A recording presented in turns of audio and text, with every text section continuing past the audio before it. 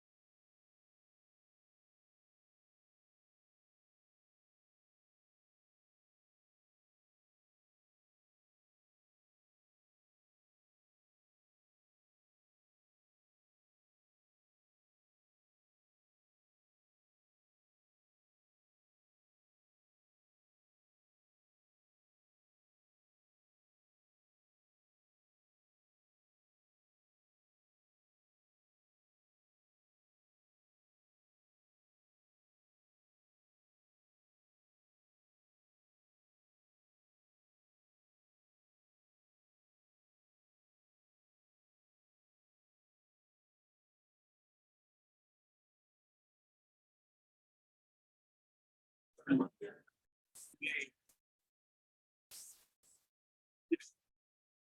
I just want to get it back. Oh, this one. No, it's like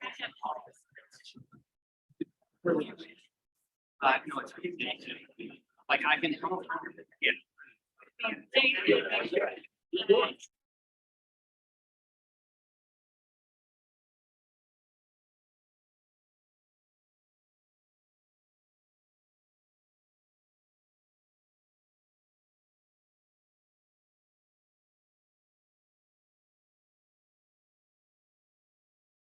Yeah. Let's make another announcement. I know how to get everybody to sit down. If we don't finish on time, we'll be late for cocktails. It's not working. We're going to start this session in about 30 seconds.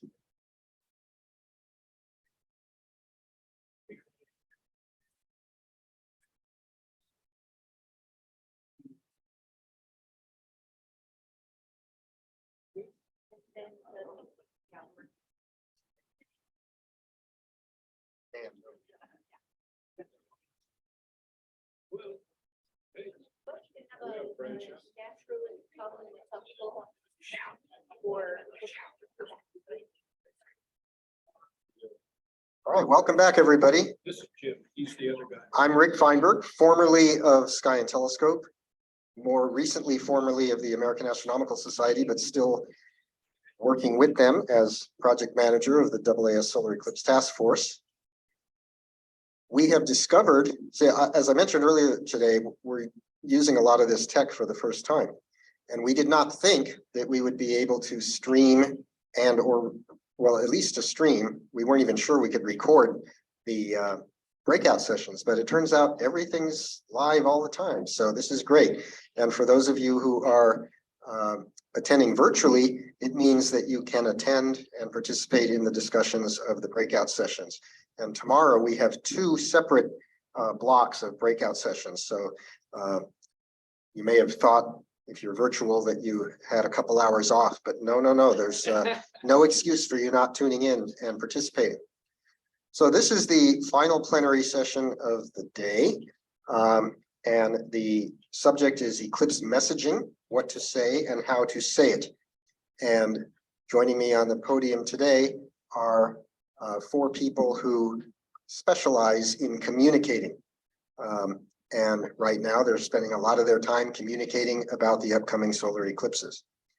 So I'm gonna let you know who everybody is, and then everybody will speak one after the other. I'll follow up at the end, and then we'll do the Q&A. So the first speaker is going to be Peter Platt, Peter from Accountable Digital, and then Tyler Nordgren of Space Art Travel Bureau, creator of these fine posters that you can buy for very, very reasonable prices. And then Janet Ivey, who has come here all the way. She comes farthest. She came all the way to Rochester from Janet's Planet.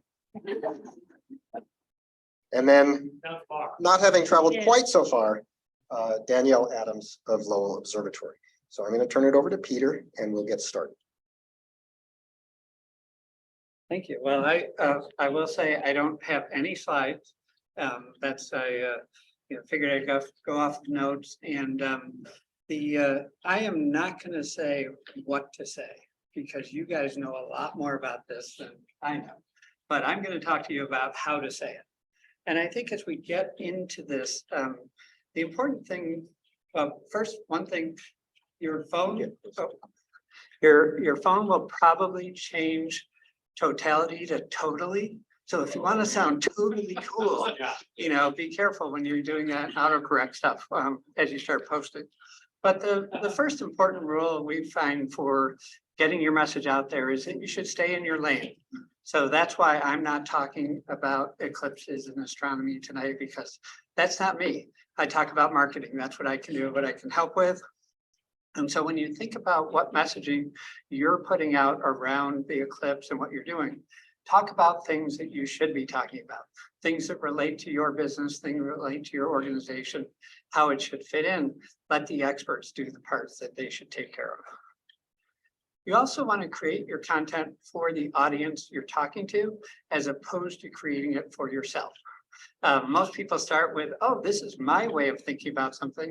That's what they put out there, as opposed to thinking about what's important to the audience. And also having in mind what the audience should do with it. So when they're done reading it, they don't go, okay, I've learned something. Maybe that's what they should do. But if you want them to take some action, if you want them to engage, you want to write for your audience and kind of think from their perspective as you're putting it out there. We've talked a lot today about community and sharing and linking. I think in the digital world in particular, there are so many resources. I know you've got a ton of videos for us. We've got lots of things out there. Rely on the others. Use digital to help build your community.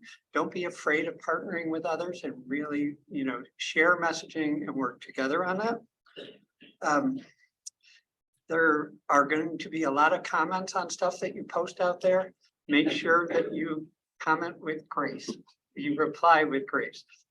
It's really easy to get into battles with people online. Don't go down that road. Try to be graceful when you're communicating. And then also, when I talked about creating for the audience, you also want to create for the device. So if somebody's looking at their phone, they're taking a much different approach than somebody who's looking at their desktop computer.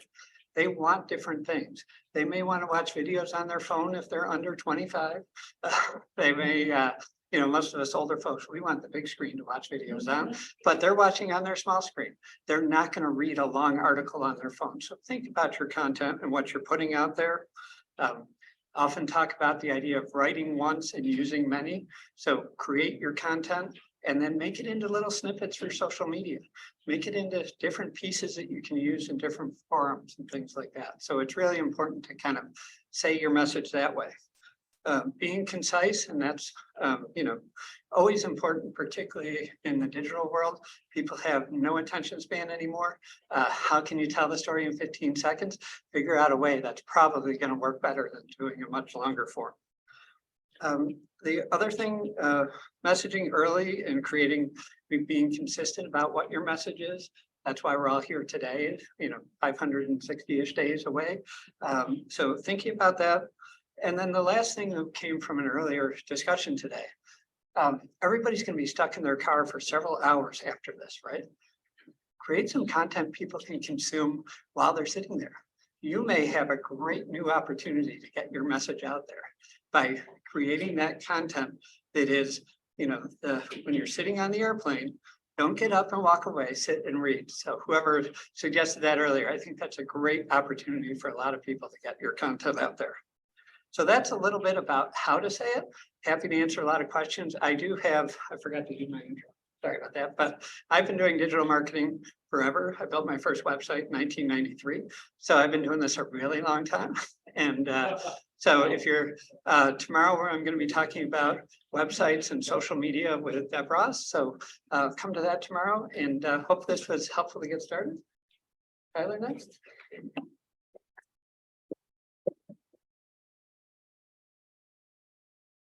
All right, and I do have some slides.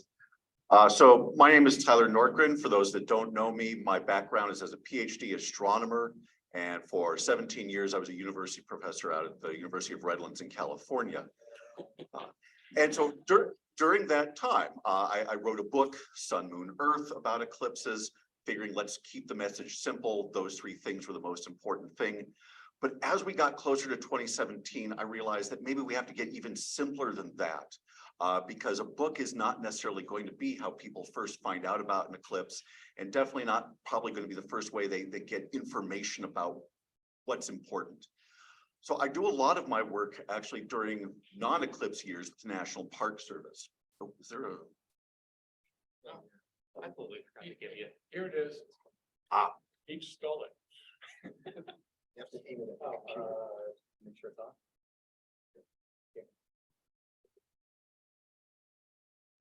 Oh, just aim it at the computer. Okay. So in working with the National Park Service, we wanted to come up with some way of letting folks know about the eclipse, because national parks were going to be a very popular place for people to go see totality. 2017 total eclipse went through some spectacular parks, Great Smoky Mountains in the east, Grand Tetons in the west, and a bunch of others in between. But in addition to that, one of the things that we also realized is that every other national park in the US was going to experience some form of partial eclipse.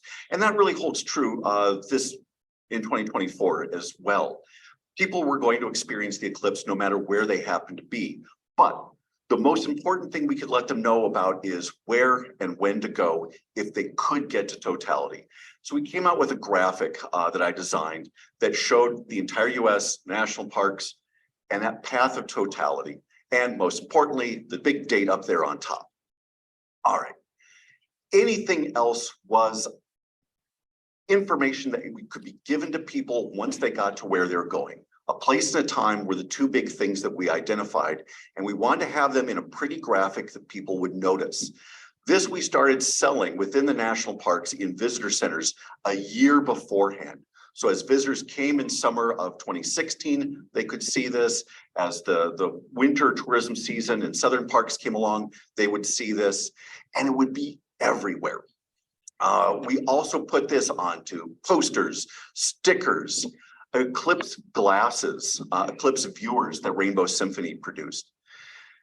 These were critical because one of the things that we realized is that while a lot of night sky programs in national parks relied upon amateur astronomy clubs in places all over the country, places that were not going to be within totality were probably not going to see their amateur astronomy clubs doing anything, because every amateur astronomer in the country was going to rush into totality. So we wanted to have some source of information, both for people that were unfortunate enough they couldn't see totality. They might be, say, in Joshua Tree National Park in Southern California. Or when you did get to totality, if there was a huge unmanageable crowd and maybe only 5 park rangers, we wanted there to be some way that people could get information on their own. And that's where these eclipse glasses, these eclipse viewers were crucial. On the front, you've got your beautiful graphic, so everybody wants to get that. On the back side, we called it a ranger in your pocket. We had information about the science. This top part, the All-American Total Solar Eclipse, gave you the time of totality for select parks along the path of totality. So there you immediately knew what time to be there. The second spot gave you information about eclipse safety. So you knew when you had to use these and when you didn't. And that is crucial. The number of people I've encountered that believe that it is never safe to look at a total solar eclipse would astound you. So tell people to wear these during a partial eclipse and take them off or put it down when totality happens is a big deal. We then also had a section, because it was the National Park Service Night Sky and Natural Sounds Division that funded these. We also had information about go for the sun, but stay for the stars. And part of this was an attempt to get people to stay where they were. Stay and see a beautiful dark starry sky, because solar eclipses happen at new moon. So you put all this information together, and people all over the country, we thought this was going to be the simplest way to get them the crucial information they needed with a minimum of effort. And if you're the local organizer, you can sell these things. You can make money. So with that, I think, oh yes. And so we've come up with a graphic for the 2023 annular eclipse, which, as you can see here in a replay of what I did in 2017, goes over a breathtaking number of parks and monuments in the American Southwest. And oh well. Yeah. Can we go back? Go back. Yes. Okay, there we go. Yeah, so so again, even if you are not, say, a national park person, and in fact there aren't any national park folks here, state parks all over the country can do exactly the same thing with their states. New York State being a fantastic example. But even if you are not even involved in parks at all, this is something you can do as a local organizer for your state, be it communities, city parks, natural areas, what have you. And it worked tremendously well for us. So with that, thank you very much.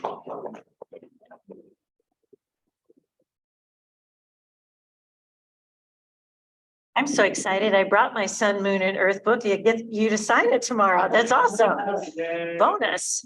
Hi, everybody. I'm Janet Ivey with Janet's Planet. I have an informal education space outreach company that I've been doing for a long time. In probably like late fall in 2016, Adventure Science Center asked me to come and be their sort of eclipse consultant. And then I attended an AAS meeting and came back to Nashville on fire, like, why are we not doing more, people? And so to this, it's like, don't get caught in the dark is sort of my message. So if, let's see, get loud. I said this to the other folks that were in the plenary that I attended.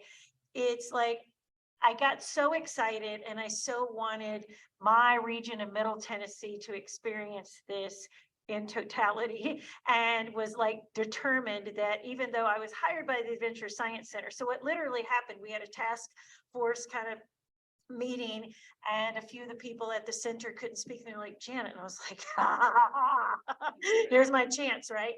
And so after that, people started calling and emailing, and then the Park Service, and then it would be another venue, and then it would be the Italian Street Festival. And it was like, then I tried to, anybody that I spoke with, and I, so grateful for Theo Wellington, who again was a local astronomer, who again was kind of a self-dubbed eclipse evangelist. So that is one of the things. It's like, you get loud, you encourage those around you to also get involved. I happen to be at a board meeting for something, and again, I'm passing out glasses. These are not science people, but I'm passing out glasses, and there happened to be a lady there from the local ABC affiliate. In a couple of days, I get a call. Hey, would you like to be our eclipse expert on channel 2? You bet I would. All right. And so, so again, it's sort of, I kept inserting this, and the day that I knew that I had at least achieved some level of loudness in my community, I'm getting gas at a Circle K. And out comes the cashier and goes, hey, aren't you that lady always telling us about those glasses? I got questions. So I go back into the Circle K and like 12 people are circled around me and I'm like, I am holding science court in a Circle K. So that is really my thing. And again, know your, like, as Peter was talking about, know your audience. Okay, so you're in front of some people and you want to do the education, tout the math. I mean, my gosh, it's like the diameter of the sun is 400 times the diameter of the moon, but it's also 400 times further away. It's like, what? Again, it's exciting. And so tout the science. The other thing that I love to do is debunk the eclipse myths. If you're pregnant, looking at an eclipse should not harm your baby, or it won't ruin the food that you have just prepared. Hopefully, maybe in August sun in Nashville that could happen, but April 8th, your food you should prepare should be fine.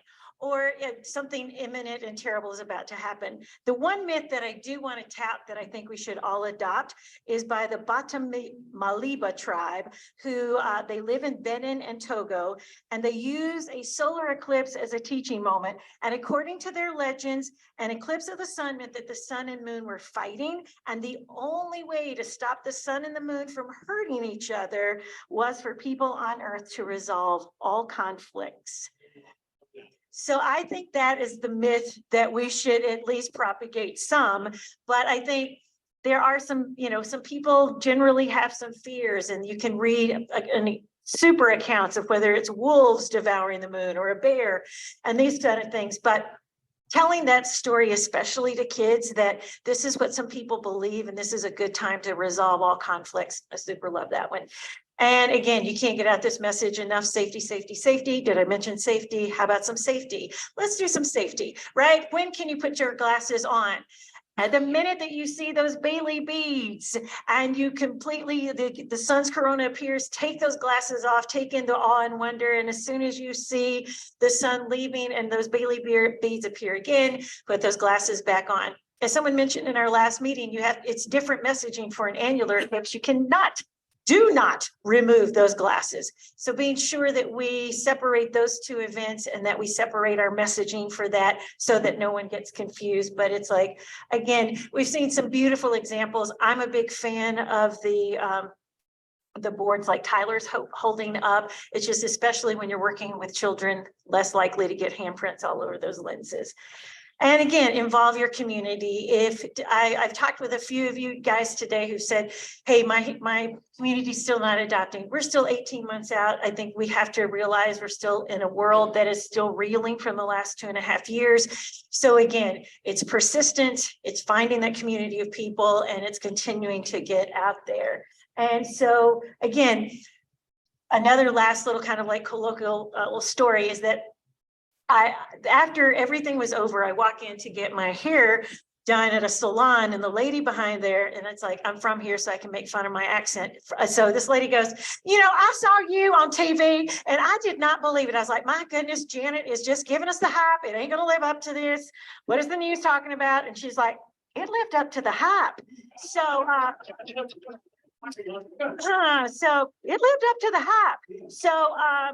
So at that moment, also realizing that, again, sharing with people the beauty, the awe, the wonder, people liking it to a spiritual experience, if that is a path for you, people liking it to something that is indescribable, inimitable. And for those reasons, I think, again, get loud. And those are all the ways to reach me. Thank you.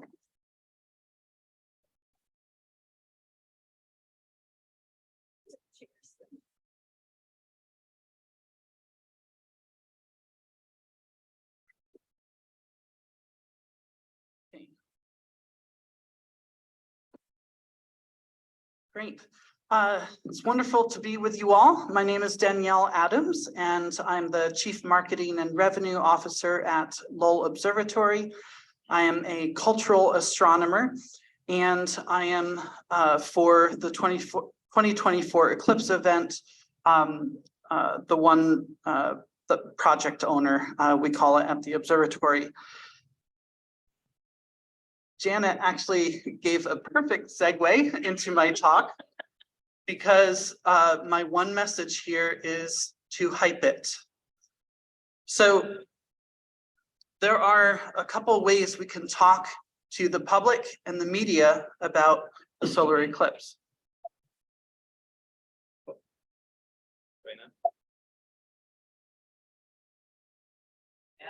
There we go. So we could say that in a total solar eclipse, the moon comes between the Earth and the sun. And because they are at this wonderful size and distance relationship that Janet mentioned, then the moon perfectly covers the sun, or even more so, and that gives us different durations of eclipses. And because the moon's orbit is a little bit inclined to where we are in our orbital plane going around the sun, then we don't always get a total solar eclipse when we have a new moon.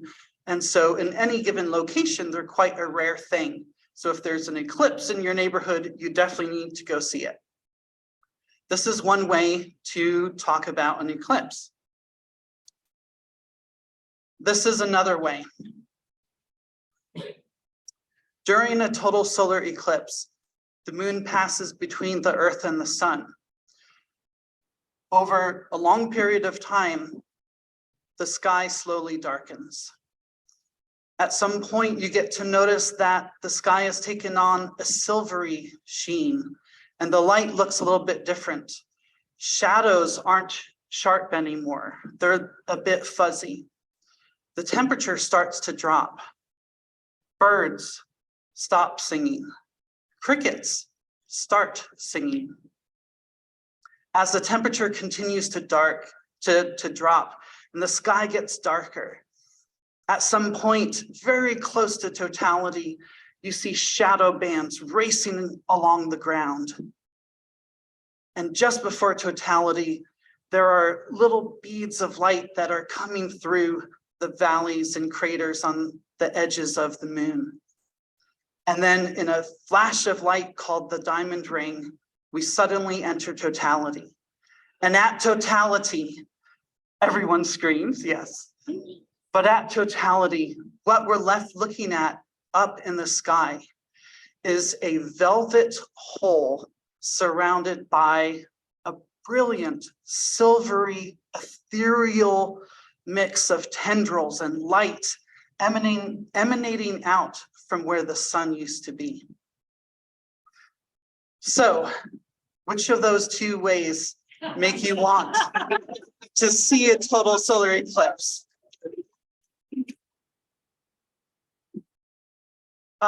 When we talk to the public and the media, the number one point, and I'm a scientist, we have to get to the science, but the first major objective, where if you fail, you just need to stop and start over again, is to get them to care and to be interested.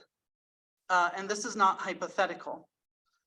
So Lowell Observatory is partnering with 3 other organizations, the City of Waco, Baylor University, and Discovery, which is now Warner Brothers Discovery, to create an event in 2024 for the total solar eclipse in Waco, which will be broadcast around the world.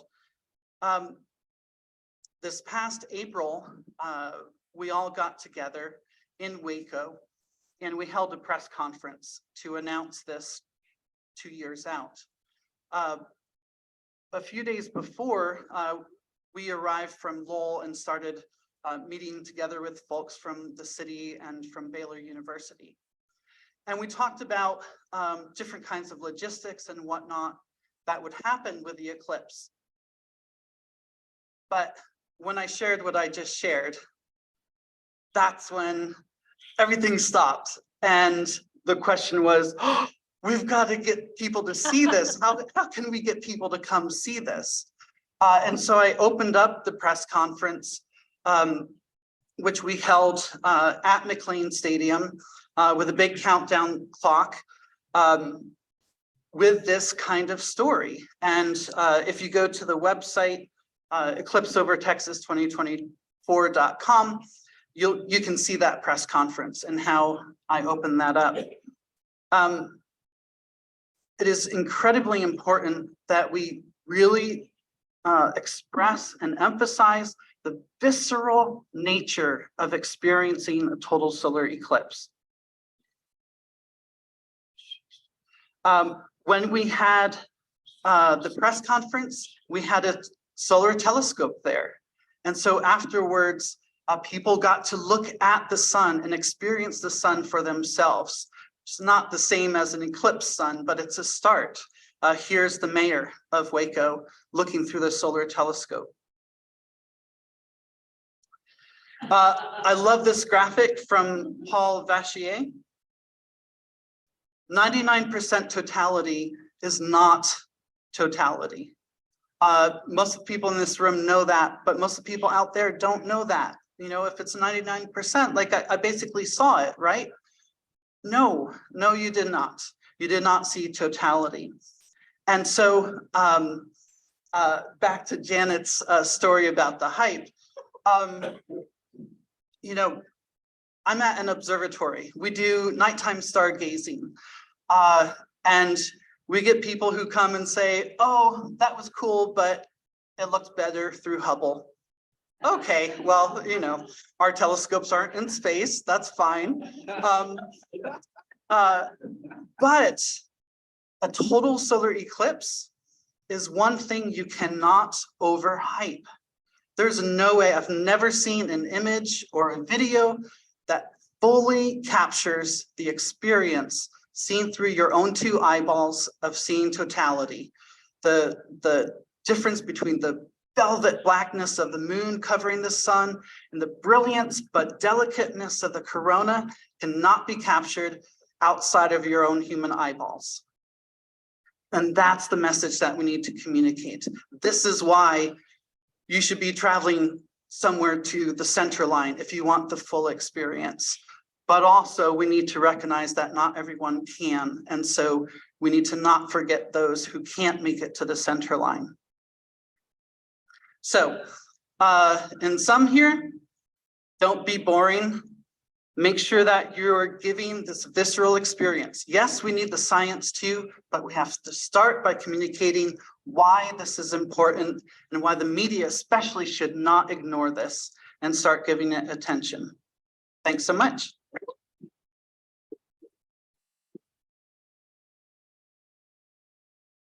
And thank you, Danielle, because you've given a great segue to my presentation.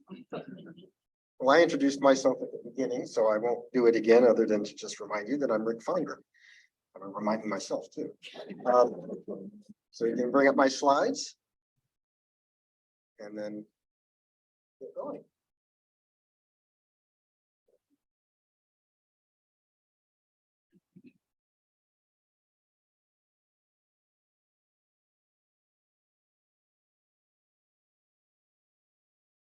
Thank you. Great. Okay. Yeah, this is a composite of my images from the August 2017 eclipse. And, you know, it really looked a lot like that in binoculars, but it still doesn't equal how beautiful it was in the actual sky. So I bring an astronomer's perspective as well, but as I'll show you, I learned a lot. I've learned a lot through chasing eclipses about what really matters to people. This is a word cloud that was created from responses to a survey of people who participated in AAS funded, it's actually NSF funded via the AAS outreach events leading up to the 2017 eclipse. And you can see people used a lot of very positive words. A survey that was done by the University of Michigan for NASA demonstrated that, as Kate mentioned last night, this event, the 2017 Great American Eclipse, was bigger, you know, like by a factor of 2 than the Super Bowl of the same year. It was, you know, probably the most widely participated in science related or really any related outreach event in the country's history.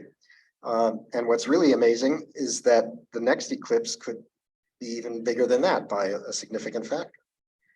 But what's interesting here is the same survey showed that while 12 million people lived in the path, and 20 million adults in the country moved out of their home city to get closer to the center line. The reason that they did that was to improve their view of the eclipse and to increase the level of totality observed. That's how the survey worded it. Well, as has just been said, that's not enough. Well, let me put it this way. Only a third of those people went into the path. Something motivated them to get closer to the path, but not into it, which we at the AAS Solar Eclipse Task Force decided was a failure on our part, because one of our messages is, try to get into the path. And a lot of people got up and went, but they didn't go all the way. That's weird. There's only one level of totality. It's either total or it isn't, right?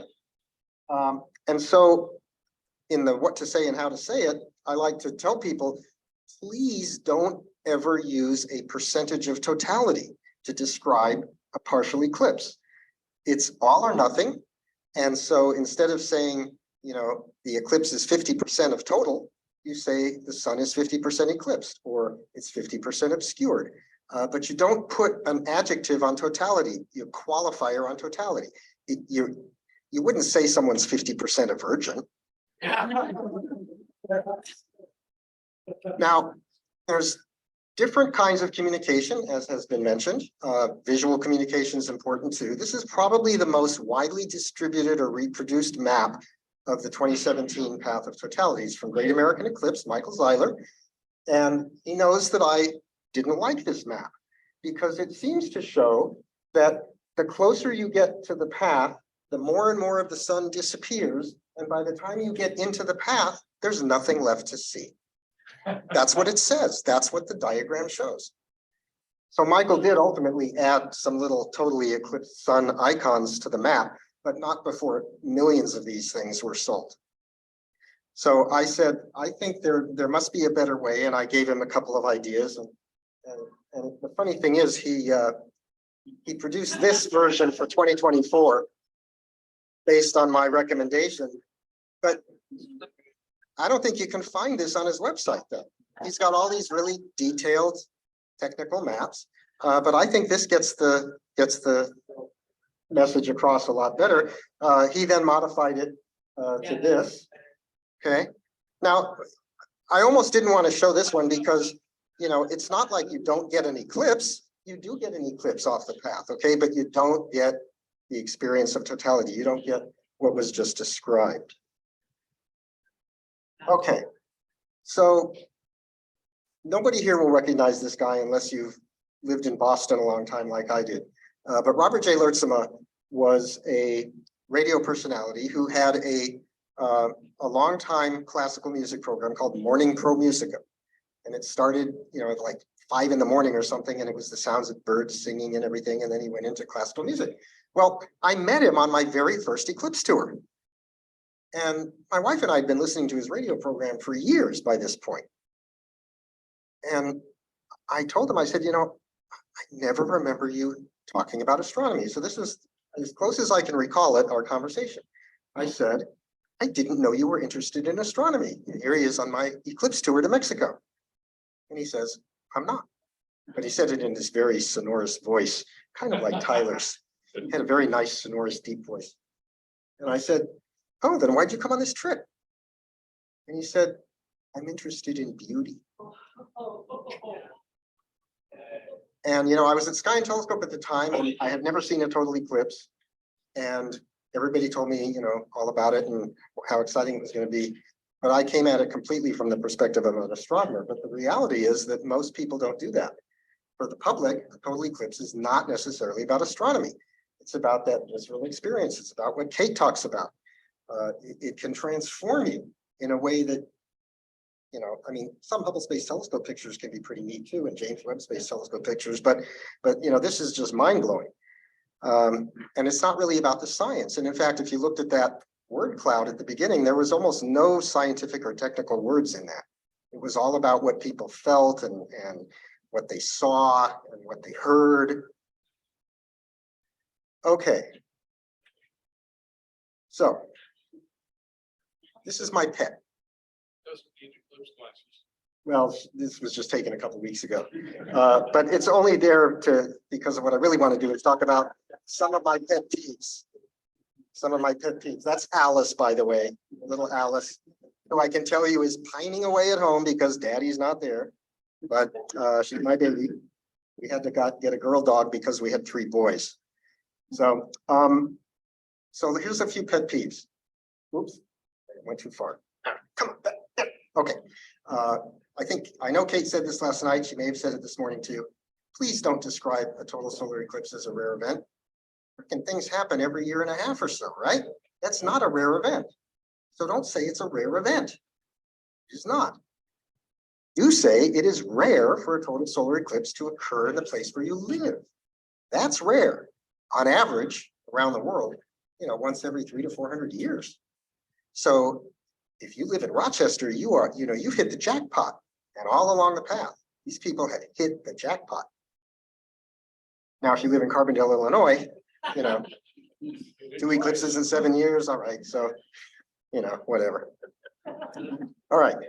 Similarly, don't describe an eclipse as a once in a lifetime experience and then tell people how many of them you've seen. We were talking about this in my breakout session. Oh yeah, I saw 3, I saw 14, I saw 2, It's not a once in a lifetime experience, but you do need to see a total solar eclipse at least once in your lifetime. And again, Kate said the same thing last night. I did not steal this from you, Kate. This PowerPoint was mostly done before I saw you. All right, now here's one. Tyler mentioned that there's a lot of people out there who think you need to keep your eclipse glasses on at all times. That's because on almost every eclipse website that I haven't personally contacted, they say never look at the sun without eye protection. Now, never is a strong word. It means never. But don't say that because you need to qualify it. Except during totality, never look at the sun without eye protection. And that message really needs to be driven home. It is safe to look at the sun during the time when it's totally eclipsed because it's no brighter than the full moon. And then if people start talking about, well, but it emits all kinds of horrible rays and everything, you say, you don't think those rays were there 10 minutes earlier? All right. Outside the path, you'll have a partial solar eclipse. Inside the path, you'll have a total solar eclipse.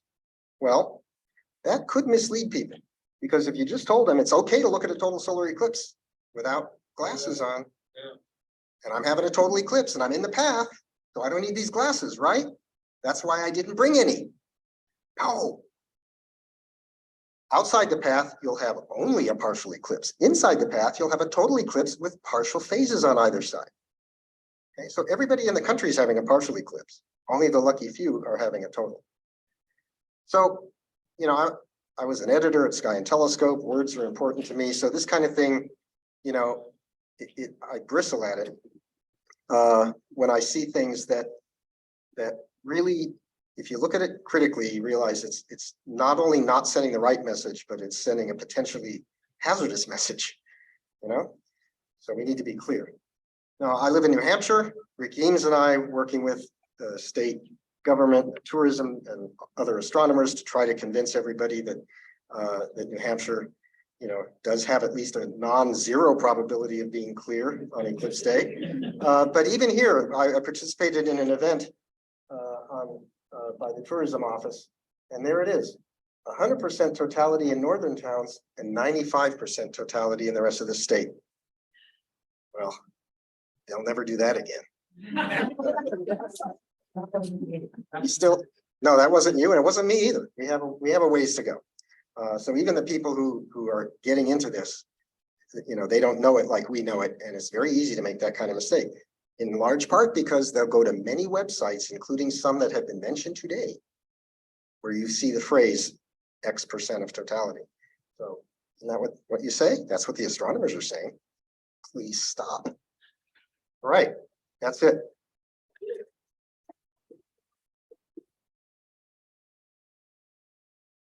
All right, well, let's take some questions, shall we?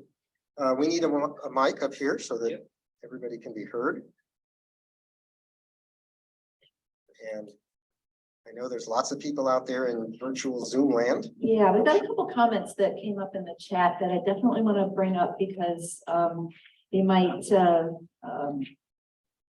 bring up some interesting conversation. So one of them was about cultural sensitivity. I would also have religious sensitivity.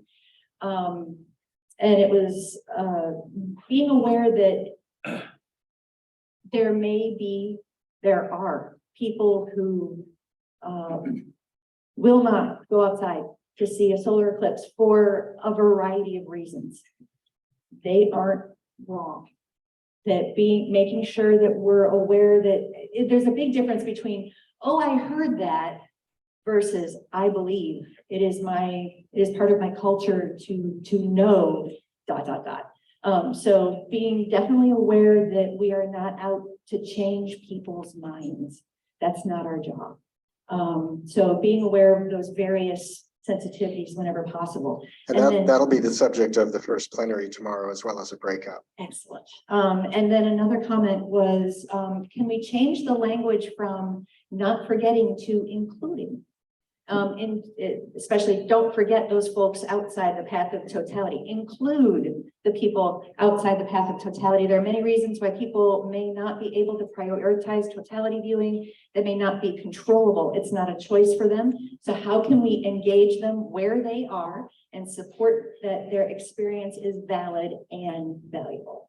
So you may want to keep the nope and the knots and the emojis and the whatever to a dull roar, because we've got folks who just 300 million people won't be able to go to totality, and so we have to make sure that those folks have a good experience. Though I will tell you, I did calculate that the area within the path is sufficiently large. 300 million people could fit into it. Okay? And they'd have plenty of room, They socially distant. Yes, they're socially distanced. Would any of the panelists like to comment on the comments that just came in? What? You can just use the hand mic, yeah. Sure. I would say that those comments are completely valid. Of course, it's a balance. Somehow we have to communicate that totality is absolutely different from even a 99% partial phase. But not everyone can make it. Of course, not everyone has the means to travel, and so we have to somehow make that balance. And I love the notion of encouraging. Okay, well, once in your lifetime, try to get somewhere where you can see totality. So then it becomes kind of like a bucket list item. And I certainly, to whomever raised this question, did not mean for offense, but there are all these myths out there, and some, again, I love your point, always being sensitive to whatever audience, and especially it's like the indigenous people and Native Americans have some lovely things and thoughts about this. That's why I love that idea of the Batamaliba tribe, that it goes to this beautiful thing that we can do that. Again, it's like trying to find that language. And again, it's that balance, right? It's that balance between what we can say, hey, but this is really something lovely for you to experience. Perhaps you can. And again, just note taken to whomever was thoughtful enough to put that in the chat. So I experienced my first total solar eclipse when I was 9. The 1979 total solar eclipse went over my house in Portland, Oregon. But I experienced it in the house with the curtains drawn, because I was convinced from what I'd seen on the radio and teachers that if I accidentally looked at the sun during totality, special rays were coming out and they'd burn my eyes. And it took me 20 years to finally see one. And up until that point, I'd always wondered what would have happened if I'd simply gone to the window and opened those curtains. So one of the goals of my life is trying to reach future 9-year-olds who are just like me, who wanted to, had the ability to, but were utterly misinformed about the event, and so didn't. All right, should we take a couple in the room? We have Deb back there, and then we have one over here in the back. Just to expound on your last point, but really clearly with all of this, can you give us some language that's the consolation prize language for people on Long Island? Right, because they can still experience the partial eclipse. How do we not, give us some good language for that? So that David Turley over here is saying the right things to the right people. Yeah, well, you're still in the path. I mean, not in the path of totality, but you're still under the moon's penumbra. You're under the moon's shadow, just not the total shadow. You can watch, you're seeing the moon move in its orbit as it moves past the sun and partially blocks it and then unblocks it, uncovers it. It's what else? What else can you say? If you get close, if you're in the, about 75% and up, the light will change. Your eyes can dilate to the point where if it's 60%, it takes 45 minutes to get to that point, your eyes just accommodate the change. But once it gets over 3/4 or 80%, you'll notice that the light has changed. And you'll see the crescents projected through the little holes between the leaves of the trees. You can still take your, spaghetti colander out and make the little crescents. You can punch holes in a card, and have your name and the date and the place and have that illuminated by the solar crescents. Take some cute pictures and post them on social media. So there's still a lot you can do. My point was that 99% of partial eclipse doesn't give you 99% of the experience of a total eclipse, but that doesn't mean that it's not a really rare event to have such a deep partial eclipse. And there's some fun you can take with it. Rare for your given location. For your given location. Right. Thank you, yes. To add to that, during a solar eclipse, also a lunar eclipse, you see the real motion of celestial bodies in space. We see the sun appear to rise and set, and the stars appear to rise and set, mostly because, well, we're rotating. But in an eclipse, you see actual motion within our solar system. And so even as a partial eclipse, you can see that motion over just a short period of time. And if you're a geek and you think about the 400 factor and everything, you can actually calculate how fast it's going.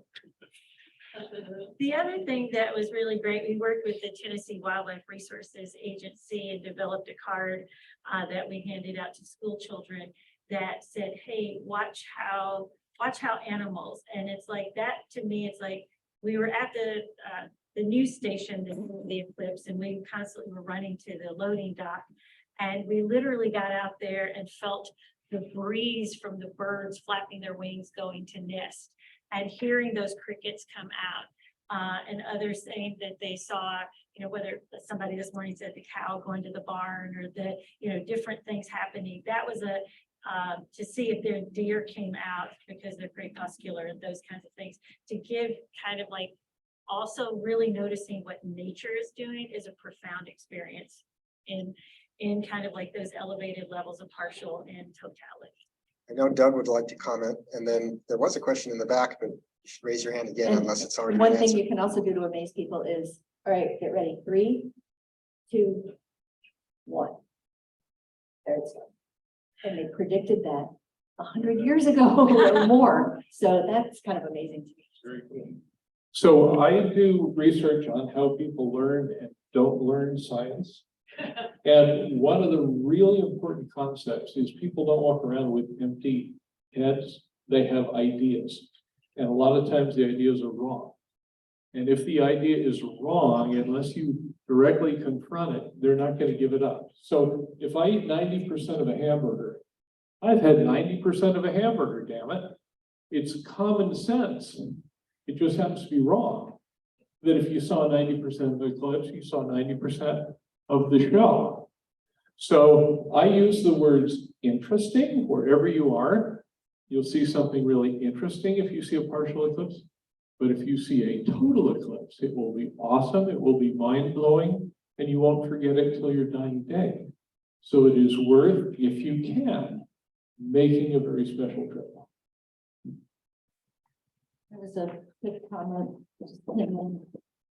It doesn't have to be complicated. Inclusive language uses what they will experience without comparing it to what they're missing. Come experience what happens when the moon covers part of the sun.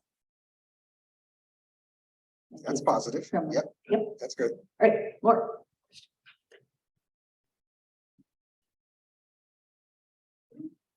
This can't happen.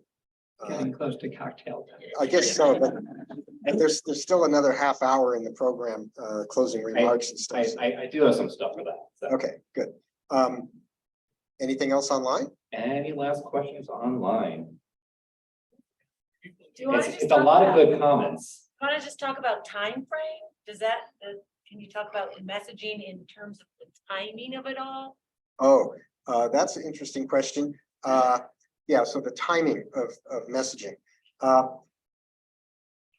There are some people in this room, for example, Rick Eames, who's been, trying to talk New Hampshire into paying attention to this eclipse since August 8th or August 22nd, 2017. And a lot of people aren't ready to listen. And we had Nell Greenfield Boyce of NPR in our 2019 workshop, and her job was to tell us,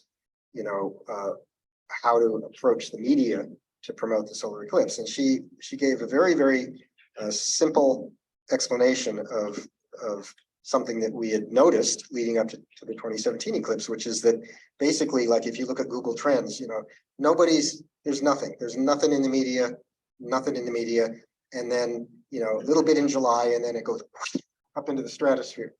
So, and the reason for that is because for most of the media, something that's occurring over our heads 18 months from now is of no particular interest right now because there's so much else going on, especially these days, right? The difference is when you can tell, what will make the media get interested is if there's a local story to tell. And for communities in the path who are preparing, that is of interest. And so, that's why Deb and Kate were on local television the other morning, because, in Rochester, it's a big deal. And they want to make sure that by the time it's getting too late to buy eclipse glasses, because they're all sold out, everybody in Rochester's got them because they've been paying attention for a while. So there's only so much you can do. If you're in the path and you can get the media interested in the preparations you're making, and then people will get excited about the phenomenon itself. But for most of like the national media and other things, it's just almost impossible to break in. But we're trying to communicate to all those constituencies that were on several people's slides, Dan's slides and Kate's slides, I guess, the different populations, the different stakeholders, and that includes schools and teachers and and the retail industry and the parks and the tourism and all the rest of it.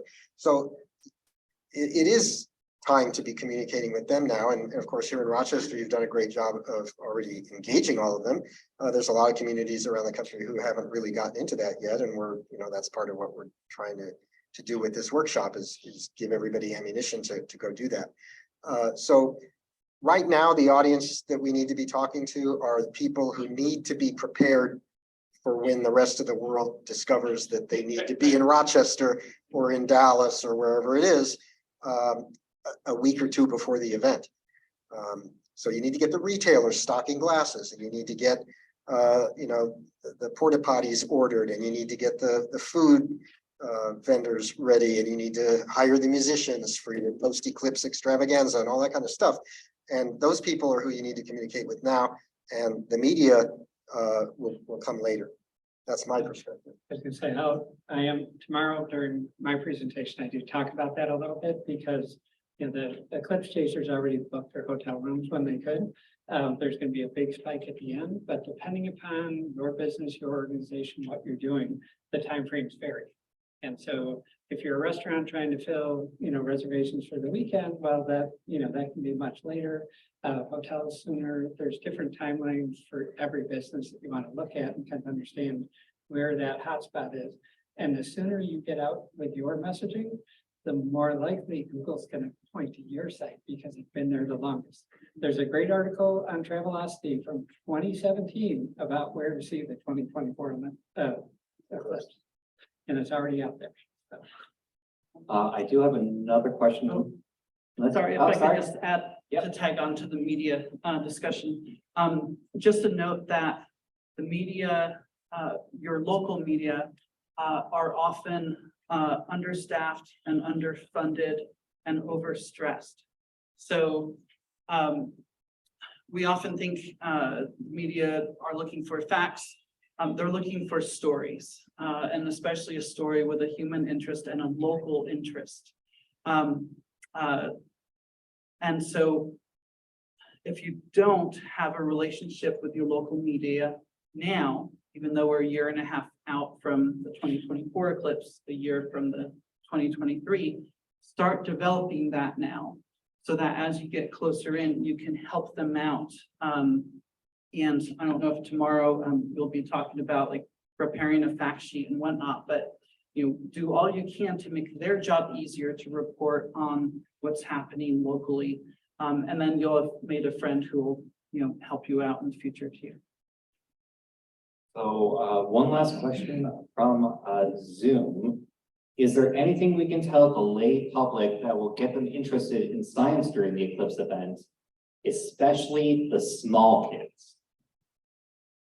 So they didn't specify, but there, one audience I know we haven't quite talked about is how do you talk about an eclipse to, say, a toddler or kindergarten or that, early education age? For me, it's like, I talk to young kids and I assume they are my peers. I don't know the last time you talked to a kindergarten first grader, but they can tell you about some black holes. So I always try to go, just explain the science. To me, the language, you can simplify it in some regard, but to tell them about the phenomenon and to tell them about sort of like orbital mechanics, it's like, it doesn't hurt to introduce some concepts that are higher than where they personally are. It's not an accretion disk, it's a donut. It's a, Yeah. and so exactly, or does it look like somebody like us, like a Marvel character just punched through the sky there? But I think for me, as I work with kids and whether they're, K through 12, or if they have some, particular super awesome powers by being, a little bit divergent, it's like, I go, these are the experts. And so however, the best way that the most fun I had was engaging those kids. We had kids come up with like stop motion videos. We had contests for them to write. We did art contests so that they had some tactile kind of way to engage. And in my opinion, that's the way that I love doing it. I was going with, I got 4 minutes to try and get them to believe it's their bedtime. Picture somebody showed of making shadows. That's a great kid's activity. You get to be the earth, you get to be the moon, you have a flashlight, you're the sun. Right? Perfect. Oh, don't shine it in my eyes though. The one other thing, before we pass the mic, I think Tyler wanted it. I would like to point out is if you go on YouTube, you can find Sesame Street clips talking about the eclipse, because Sesame Street being around the last 50 to 54 years, they've gone through a few themselves, both lunar and solar. So there are those great resources left over from 2017. And one of the wonderful things about both partial and total eclipses, and with total eclipses, you have that hour-long partial phase before and afterwards, is really all those pinhole projections of the eclipsed sun. Kids love those. You can make them hunts. You can have them running around finding these things. And it's all looking at the ground during an otherwise pretty boring part of an eclipse, and have an awful lot of fun. I know Rick Eames wanted to make a comment. And then we will wrap it up. So I just wanted to share in New Hampshire, we're promoting No Child Left Inside. For the kids, they want to be outside on Saturday, October 14th, 23, and April 8th, Monday, 24. So when they tell their parents and their lives and the adults, I want to be outside on those 2 days, they're usually pretty agreeable. The next question is, when are you getting me my glasses? All right, Well, well, I'd like to thank all of our panelists once again.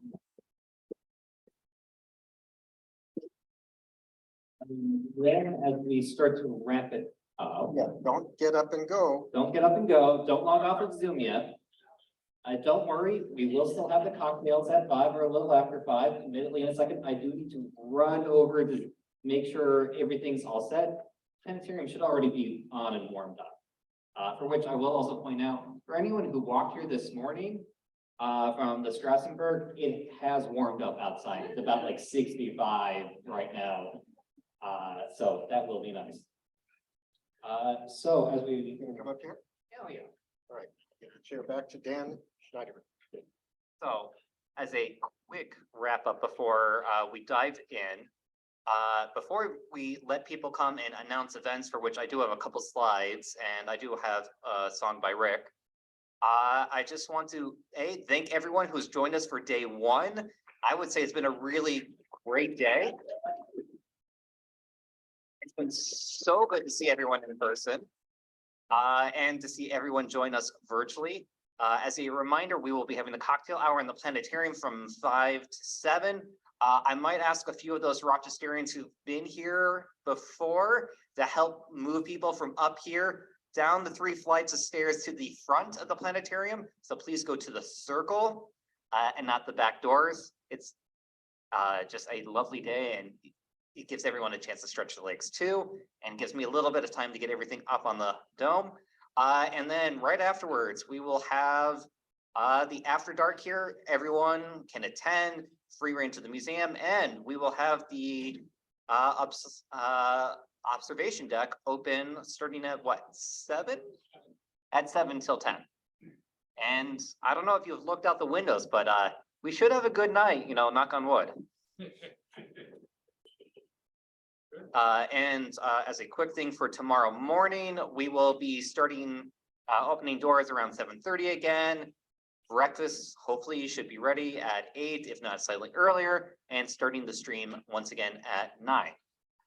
So from here, I'd like to invite up Loretta from Yuri's Night.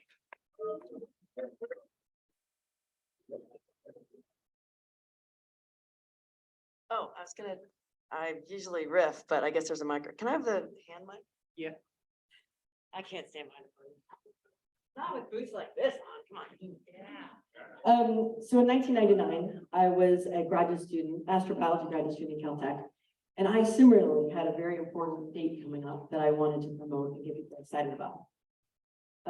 Which was April 12th, 2001, because it was going to be the 40th anniversary of the first human to go into space, Soviet cosmonaut Yuri Gagarin. We're still working on this slide. Yeah. He's going to catch up in a second. What was even more cosmic, talking about cosmic coincidences, is that 20 years later to the day, so that was April 12th, 61, Gagarin's launch, where I was born. April 12th, 81 was the first space shuttle launch. Now, NASA didn't do that on purpose. They had an issue with the launch. It was supposed to be on the 10th. They had a 2-day launch slip. And by cosmic coincidence, they launched 20 years later to the day. So April 12th, 2001 was going to be the 40th anniversary of human spaceflight, the 20th anniversary of the shuttle. And I wanted to create a holiday, or we did create a holiday called Yuri's Night, which celebrates the power of space to bring the world together. Because we went from being Cold War rivals in the 60s. So that's Yuri's Night. We went from being Cold War rivals in the 60s to being partners on the International Space Station. And while our romantic relationship is a little rocky at the moment, it would be even worse if we didn't have to talk and deal with the kids and keep conversations going about how we're going to get the kids back from summer camp. Sorry, a little stretch my analogy for you. Yeah. Keep up. So, oh, thank you. So at Yuri's Night, I also had a passion. I was in science, but I wanted to make science cool. And I wanted to make it appeal to people and communicate to new audiences. And so our idea was we could bring together art and music together with the science and the engineering to appeal to people on another level. So this is our biggest event ever, actually, it's the biggest event forever, but we did two big sort of Burning Man-esque events at NASA Ames in California. So this is sort of a giant rave in a Sophia hangar, what's wrong way. And we had Chris McKay come on talk about searching for life on Mars at 11 p.m. We brought the music down and loved it. And then when the shuttles retired, we started doing events under the retired shuttles in Los Angeles, where I live, and also at Kennedy Space Center. And we always have the flown astronaut, that's Ron Guerin, on stage to talk about their experiences being in space. There might be a lot of cosplay involved. I might like Star Wars a little too much. We also had Buzz Aldrin come in 2016, which was really fun. And Ron Guerin also brought up, for the 50th anniversary of Gagarin's flight, 2011, we had the first Yuri's Night party on the International Space Station. That was really great moment for us. So I came up here today just to encourage all y'all, as you're looking for ways to get people to come early to your event. Oh, so April 12th is Yuri's Night. So we usually have it on 8th or 9th anyway, because we do it the Saturday closest to the anniversary. So next year it'll be April 8th.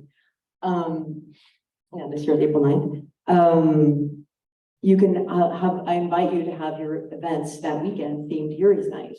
Your Saturday, your festivals, your Saturday night event, your Monday night event where you're keeping people to stay late. I have your, and if you want to host a Yuri's Night event in your town, I have these Yuri's Night glow buttons, and if you committing to do a Yuri's Night event, I'll give you one at the reception tonight. Our website is yurisnight.net, and we have yurisnight.net Eclipse for the Yuri's Night that we're going to be throwing in Kerrville, Texas. And I am leaving tomorrow morning. So if you want to talk to me about any of this, you can catch me at the party and get your badge. I don't want to take the thing, but this is interesting. Keeping people to stay late.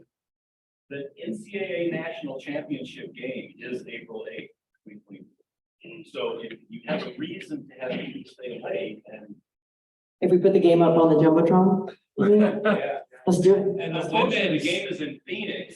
The previous year it's in San Antonio. The previous year it's in Indianapolis. They moved. Oh, yeah. Women's NCAA final is the night before the eclipse, and that's in Cleveland. Wow, Cleveland's going to be travel impacted. Good luck, Cleve. Good luck, Matt. Wow. Thank you. Is there any other events that people want to announce? Any other side projects? In that case, I will play the Rick. Do you want to come just introduce this? It's better for you to introduce this than for me to introduce this. Super. So I produced, I didn't sing it. I certainly didn't come up with the music, but we have the instrumental, basic track, and the audio. We're looking for astronomers to add a video track. And we still need the backup singers because you'll notice some gaps. And just the two of us doesn't fit in there. So we need some backup singers. I talked to a professional musician right back there. She's going to help us out. You got it? I'm sharing sound.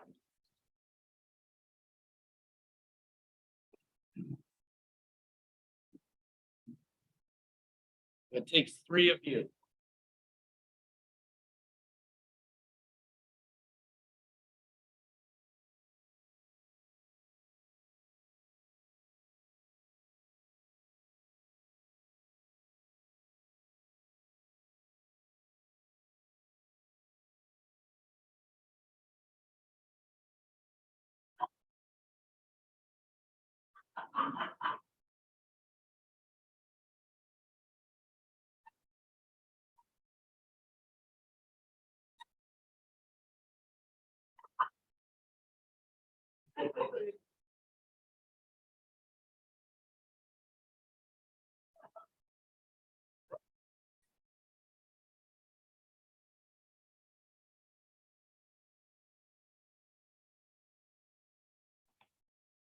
Seems we can unmute now.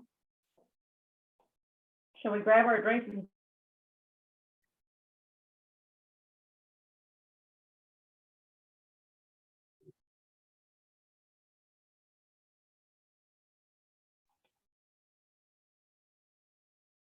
I guess somebody immediately got it.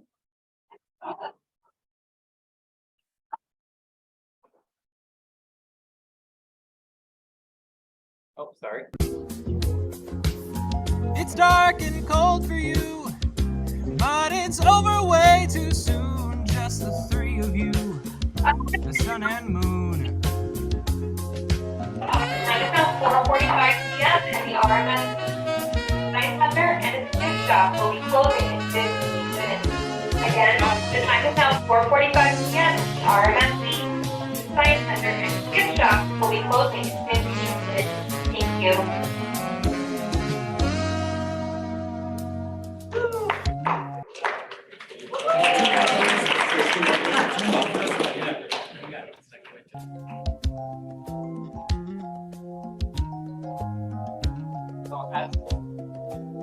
As this is finishing up, I just want to thank everyone. Total You hang out here for a eclipse is a minute. must-see.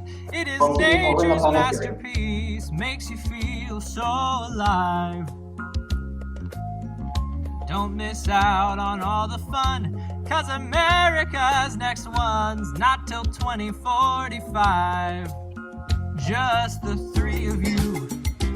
It's the sun and moon and you bring a friend or two. 300 million of you.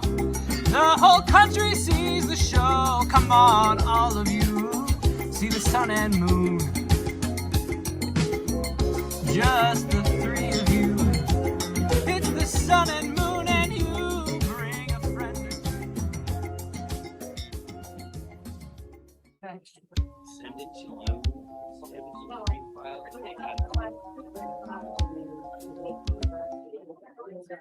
Now it can be released to social media.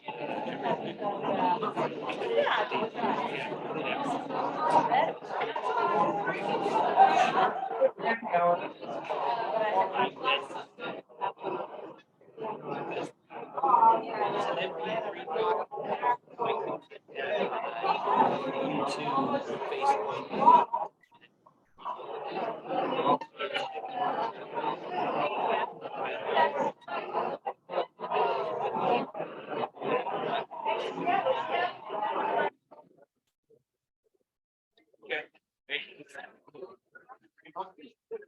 Basically, I'm asking. Get it. Share the idea.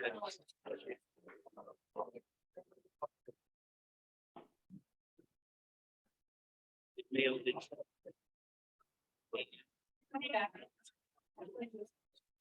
Yeah.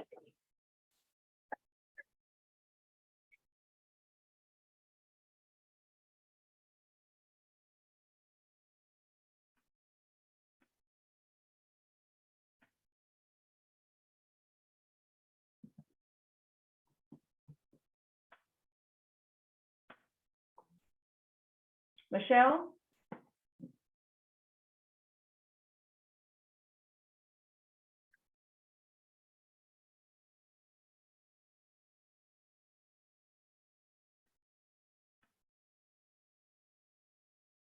Well, everybody, I'd say we grab our drinks and socialize, but I'm not sure when they're gonna turn off the Zoom. See you guys tomorrow.